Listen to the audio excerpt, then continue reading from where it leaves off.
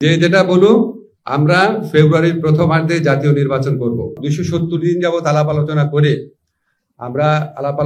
আমরা প্রধান রাজনৈতিক দলগুলোর বক্তব্যের মধ্যে যে অনৈক্যের সুর দেখছি, এটা হতাশাব্যঞ্জক। এবং এই তীব্র বিরোধের মধ্যে কিভাবে সমঝোতার দলিল পাশ হয়, এটা খুব দুরূহ একটা চ্যালেঞ্জ আমাদের সামনে এনে দিয়েছে। ওনাদের তো আসলে ঐক্যবদ্ধ হয় নাই কিছু ভাইটাল প্রশ্নে। হার্টের যত্নে বিশ্বসেরা ক্যানোলা তেল এখন বাংলাদেশের সাথে আপনারা জানেন সৌদি আরবে প্রায় 35 থেকে 40 লক্ষ বাংলাদেশি কাজ করেন। তো এখানে ওনারা অনেকেই বেশ দুরবস্থার মধ্যে থাকেন। তো আমরা খুব চেষ্টা করে সৌদি আরবের সাথে একটা এগ্রিমেন্ট করতে পেরেছি। এতদিন কোনো এগ্রিমেন্ট ছিল না। এখন এগ্রিমেন্ট করার কারণে আশা করি প্রবাসী যারা সৌদি আরবের শ্রমিক যারা আছেন, প্রবাসী ভাইরা যারা আছেন, ওনারা আইনগত প্রোটেকশন পাবেন ওনাদের চাকরি পরিবর্তনের ক্ষেত্রে, বা যদি ঠিক মতো বেতন না পান, এছাড়া কল্যাণমূলক পদক্ষেপের ক্ষেত্রে, বা ওনারা যদি কেউ দেশে চলে আসতে চান, এইসব ক্ষেত্রে তাদের সুযোগ সুবিধা বাড়ানোর চেষ্টা করা হয়েছে, প্রোটেকশনটা বাড়ানোর চেষ্টা করা হয়েছে। এমনকি এমপ্লয়ার যারা আছে, সৌদি এমপ্লয়ার, তাদের যদি কোনো ঘাপলা থাকে, তাদের যদি কোনো ত্রুটি থাকে অনেক ক্ষেত্রে আপনারা জানেন, সেই ক্ষেত্রে দায় নির্ধারণের ব্যবস্থা করা হয়েছে। আপনাদের খুব আনন্দের সাথে বলি, এই আমাদের উপমহাদেশের দেশগুলোর মধ্যে প্রথম বাংলাদেশের সাথে সৌদি আরব এই ধরনের একটি চুক্তি করলো। এবং এই চুক্তির জন্য আগেও বহু চেষ্টা হয়েছিল, আমাদের সরকারের আমলে এটা হয়েছে। আশা করি এটা অন্তত সৌদি আরবে যারা শ্রমিকরা আছেন ওনাদের কল্যাণ এবং ওনাদের অধিকার রক্ষার ক্ষেত্রে বড় ভূমিকা রাখবে। 270 দিন যাবত আলাপ আলোচনার পর আমরা প্রধান রাজনৈতিক দলগুলোর বক্তব্যের মধ্যে যে অনৈক্যের সুর দেখছি, এটা হতাশাব্যঞ্জক। এবং এই তীব্র বিরোধের মধ্যে কিভাবে সমঝোতার দলিল পাশ হয়, এটা খুব দুরূহ একটা চ্যালেঞ্জ আমাদের সামনে এনে দিয়েছে। ওনাদের তো আসলে ঐক্যবদ্ধ হয় নাই কিছু ভাইটাল প্রশ্নে। এর আগে আমরা জেনেছিলাম যে কন্টেন্ট নিয়ে বিরোধ ছিল, যে সংস্কার যে বিষয়বস্তু সেটা নিয়ে বিরোধ ছিল, এটা আমি জানতাম। এখন আবার দেখলাম আরো 2 ধরনের বিরোধ বের হয়েছে। একটা হচ্ছে এটা আপনার কি পদ্ধতিতে পাশ করা হবে, আরেকটা হচ্ছে এই জন্য গণভোট হলে গণভোট কবে হবে। এবং এত দৃঢ় এবং পরস্পর বিরোধী এবং কি বলবো উত্তেজিত ভূমিকা নিয়েছে রাজনৈতিক দলগুলো যারা জুলাই গণঅভ্যুত্থানের পক্ষ ছিল। তা আপনারা যদি এরকম একটা ভূমিকা নেন, তাহলে সরকার কি করবে আমরা ঠিক বুঝতে পারছি না। যে এতদিন আলোচনার পর যদি আপনাদের ঐক্যমত না আসে, তো এখন আমরা আসলে কিভাবে কি করবো, এটা নিয়ে সত্যি আমাদেরকে একটু চিন্তা করতে হচ্ছে। আজকে আমাদের এমনি জেনারেলি একটা আলোচনা হয়েছে যে অনৈক্যের বিষয়গুলো। একটা হচ্ছে আপনারা জানেন ঐকমত্য কমিশন 2টা বিকল্প দিয়েছে। একটা হচ্ছে আপনার জুলাই সনদ বাস্তবায়ন আদেশ, তারপর গণভোট, তারপরে 270 দিন মধ্যে না হলে স্বয়ংক্রিয়ভাবে আপনার সংবিধান সংশোধন হয়ে যাবে। তো এটা একটু এরকম কোনো নজির আছে কিনা, বা এটা আদৌ সম্ভব কিনা, এটা আমরা দেখব। আরেকটা হচ্ছে এই দায়িত্ব নির্বাচিত সংসদের হাতে ছেড়ে দেওয়া। এই 2টা আপনার বিকল্পের মধ্যে কোনটা আসলে বেশি গ্রহণযোগ্য, সেটা নিয়ে রাজনৈতিক দলের মধ্যে তীব্র মতবিরোধ রয়েছে। আর গণভোট কবে হবে ওটা নিয়ে তো বিরোধ তীব্রতম পর্যায়ে পৌঁছে গেছে বোধ হয়। তো এইসব ব্যাপারে একটা সময় আমাদেরকে সিদ্ধান্ত নিতে হবে। সিদ্ধান্ত নেবেন প্রধান উপদেষ্টার নেতৃত্বে আমরা থাকবো, আমরা ওনাকে সহায়তা করার জন্য থাকবো। সিদ্ধান্ত এটা কোনো পার্টিকুলার কেউ নেবেন, এটা আপনারা নিশ্চিত থাকেন। এই সিদ্ধান্ত প্রধান উপদেষ্টা নেবেন।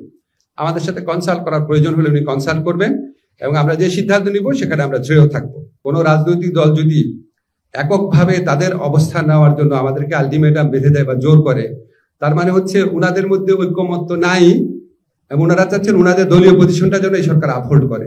এটা দুর্ভাগ্যজনক। ওনাদেরকে তো যথেষ্ট আলোচনার সময় দেওয়া হয়েছে। ওনারা যেই অনৈক্য দেখাচ্ছেন, জুলাইয়ের স্পিরিটকে ওনারা কোথায় নিয়ে গেছে, এটা ওনাদের বিবেচনা করা উচিত। যারা ইমোশনালি অ্যাটাচ, উনি নিঃস্বার্থভাবে দিচ্ছে কিনা, নাকি এটা আসলে কিনে নেওয়া হচ্ছে গরিব লোকের থেকে, এটা ডিটারমাইন করার জন্য একটা একদম ডেডিকেটেড কমিটি থাকবে। আমরা ওই মিসইউজের কথাও চিন্তা করেছি, মিসইউজ যাতে দূর হয় সেটার জন্য ইনবিল্ট সিস্টেম এখানে আছে, আপনারা কপি পেয়ে যাবেন। শোনেন, যেটা বলুন, আমরা ফেব্রুয়ারির প্রথমার্ধে জাতীয় নির্বাচন করব, ঠিক আছে? আর নির্বাচন করলে এরপরে নির্বাচিত পার্লামেন্টের সংস্কার করার কোনো দায়িত্ব থাকবে না, সব আমাদেরই করে যেতে হবে। এটা তো কোনো আপনার না, এটা তো কোনো বেদ বাক্য না। আমরা যতটুকু পারা যায় করে যাব, সম্ভব হলে সবই করে যাব, বাট এর জন্য রাজনৈতিক দলে ঐক্যমত লাগবে। আর নির্বাচন হয়ে গেলে আমাদের তো থার্ড যে পন্থা আছে, সেটা তো হচ্ছে একটা নির্বাচিত সংসদ, একটা আপনার কনস্টিটিউয়েন্ট সংবিধান সংস্কার সভা হিসেবে কাজ করবে।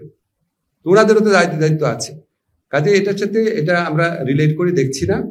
ফেব্রুয়ারিতে প্রথমার্ধে জাতীয় সংসদ নির্বাচন আয়োজন করতে আমরা বদ্ধপরিকর। মোকাবেলার দায়িত্ব আমাদের এবং একই সাথে রাজনৈতিক দলগুলোর। যারা আপনার জুলাই গণ অভ্যুত্থানের পক্ষ ছিল তাদেরকে এই জিনিসটা মাথায় রাখতে হবে যে তাদের মধ্যে যদি ন্যূনতম ঐক্য না থাকে, আমরা তো এই সরকার তো এক ধরনের ঐক্যমতের সরকার, আমরা সরকারটাও তো এক ধরনের ঐক্যমতের সরকার। আপনারা জানেন এই সরকারের প্রত্যেকটা সদস্যের ক্ষেত্রে এই প্রধান তিনটা যে রাজনৈতিক শক্তি আছে এবং যারা গণ অভ্যুত্থানের পক্ষ ছিল তাদের সবার সম্মতি ছিল। এখন আমরা এই ঐক্যমতের সরকার যদি কোনো পরবর্তী বিষয়ে যদি রাজনৈতিক দলগুলোর মধ্যে তীব্র অনৈক্য থাকে, তাহলে তো তার কনসেপচুয়ালি একটা পক্ষ নিলে তারা ঐক্যমতের সরকারের পজিশনে আর থাকে না। এই বিবেচনাগুলো আমাদের মাথায় রাখতে হয়। আমাদের জন্য কাজটা অনেক সহজ হতো যদি এই জুলাই গণ অভ্যুত্থানের পক্ষরা যে শক্তিগুলো আছে তারা যেভাবে ফ্যাসিস্ট গণহত্যাকারীকে দেশ থেকে তাড়িয়েছিল, তখন তারা শুধু ওই একটা লক্ষ্যের কথাই চিন্তা করতো। তারা যদি সেরকম ভাবে ঐক্যবদ্ধ থাকতো তাহলে তো আমাদের এত অসুবিধা হতো না, এত এই মানুষের এত টেনশন, এত দিনের আলোচনা, এত কিছু লাগতো না। তো এখন আমাদের এই ডিফিকাল্ট পজিশনের মধ্যে দিয়ে আমাদেরকে যেতে হবে। আমরা আমাদের দায়িত্ব পালন করব, রাজনৈতিক দলগুলোকে অবশ্যই তাদের দায়িত্ব পালন করতে হবে। শুধু আমাদের উপর দোষারোপ করে ওনারা ছেড়ে দিল, তো এটা তো মানুষ তো বোকা না, মানুষ তো দেখছে ওনারা কি ধরনের আচরণ করছে। ভিন্ন পথে যারা পরিচালনা করেন তাদের ক্ষেত্রে আইনটা প্রযোজ্য হবে এইভাবে যে আমরা আমাদের পক্ষ থেকে কিছু লিগ্যাল অব্লিগেশন নিয়েছি যেটাকে স্টপ করার জন্য। সৌদি গভর্নমেন্টও এই ধরনের কিছু লিগ্যাল পদক্ষেপ নিবে যে তাদের যারা এমপ্লয়ার আছে বা ওদের দেশে যারা এই প্রক্রিয়ার সাথে ইনভলভ আছেন তাদেরকে জবাবদিহিতার আওতায় আনা হবে। এই ধরনের প্রভিশন এই আইনের মধ্যে রয়েছে। এখন আপনি জানেন আইন তো সোজা, চুক্তি প্রণয়ন সোজা, বাস্তবায়ন কঠিন। এই চ্যালেঞ্জটা থাকবে, আমরা চেষ্টা করব। ওনারা এই অন্তত বড় দুইটা দল, ওনারা প্রায় 40-50 বছর যাও পলিটিক্স করছেন, ওনাদের অনেক নেতা। তো ওনাদেরকে আমাদের শিখাতে হবে।